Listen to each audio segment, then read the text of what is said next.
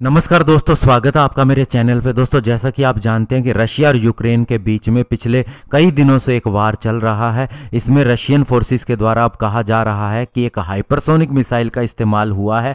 आज हम इसी के ऊपर बात करेंगे और साथ ही जानेंगे कि ये जो किंजल हाइपरसोनिक मिसाइल है ये क्या है। तो चलिए दोस्तों शुरू करते हैं।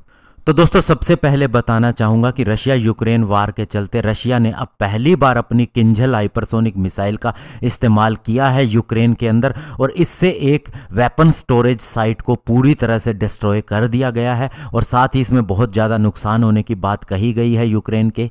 हालांकि इससे पहले रशिया ने कभी भी न तो दावा किया है, ना ही माना है कि इस तरह के वेपन का इस्तेमाल किया गया, लेकिन अभी उसकी स्टेट एजेंसी ने यह माना है कि उन्होंने किंजल हाइपरसोनिक वेपन का प्रो वेस्टर्न यूक्रेन के अंदर इस्तेमाल किया है। और दोस्तों, आप सोच रहे होंगे कि इस वेपन सिस्टम का इस्तेमाल क्यों किया गया है, जबकि अगर कोई डिफेंस स्टोरेज की या फिर कहें कि वेपन सिस्टम एक जगह पर रखे हुए हैं तो उन्हें सिंपल सी मिसाइल से या किसी भी रॉकेट से भी तोड़ा जा सकता है। तो आपको बता दें कि सोवियत ईरा से ही यूक्रेन और रशिया के अंदर बहुत से अंडरग्राउंड ऐसे टनल बनाए गए हैं, इस तरह की चीज़ें बनाई गई हैं, स्टोरेज हाउस बनाए गए हैं ताकि उन पर किसी भी तरह के अटैक का कोई नुकसान ना हो। तो ऐसे में ये लोकेशन ऐसी ही थी जिसके अंदर अंडरग्राउंड वेपन सिस्टम रखे गए थे। नॉर्मल वेपन सिस्टम से इन्हें डिस्ट्रॉय नहीं किया जा सकता था, इसीलिए हाइपरसोनिक मिसाइल का इस्तेमाल किया गया और इन्हें पूरी तरह से तबाह कर दिया गया। तो ऐसे में दोस्तों, इस किंजल हाइपरसोनिक मिसाइल की बात करें तो इसे सबसे पहले रशियन प्रेसिडेंट व्लादिमीर पुतिन ने 2018 में अपनी स्पीच के दौरान में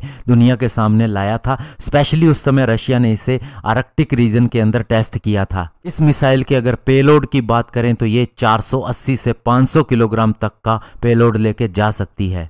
और वहीं जो इसका एयर लॉन्च्ड वर्जन है उसकी रेंज की बात करें तो बहुत ज़्यादा है, 1500 से 2000 किलोमीटर तक ये फायर की जा सकती है। और दूसरी मिसाइल से ये अलग क्यों है तो आपको बता दें, ये साउंड की स्पीड से 10 गुना ज़्यादा स्पीड से फ्लाई करती है, और यही कारण है कि ये किसी एयर डिफेंस सिस्टम की पकड़ के अंदर भी नहीं आती और हाई वैल्यू ग्राउंड टारगेट को पूरी तरह से डिस्ट्रॉय कर सकती है। और यही कारण है कि पूरा यूरोप रशिया से घबराता है, क्योंकि ये दोस्तों उनके एरियाज़ के अंदर भी पहुंच सकती है और 4900 किलोमीटर पर आवर की स्पीड से लेके 12350 किलोमीटर पर आवर की स्पीड पर यूरोप में पहुंच सकती है। और यही कारण है कि यूरोप के कोई भी रडार सिस्टम इसे डिटेक्ट भी नहीं कर सकते। और जहां तक दोस्तों इसे लॉन्च करने की बात है तो इसे रशिया के Tu-22M3 बॉम्बर से भी लॉन्च किया जा सकता है और MiG-31K इंटरसेप्टर से भी लॉन्च किया जा सकता है।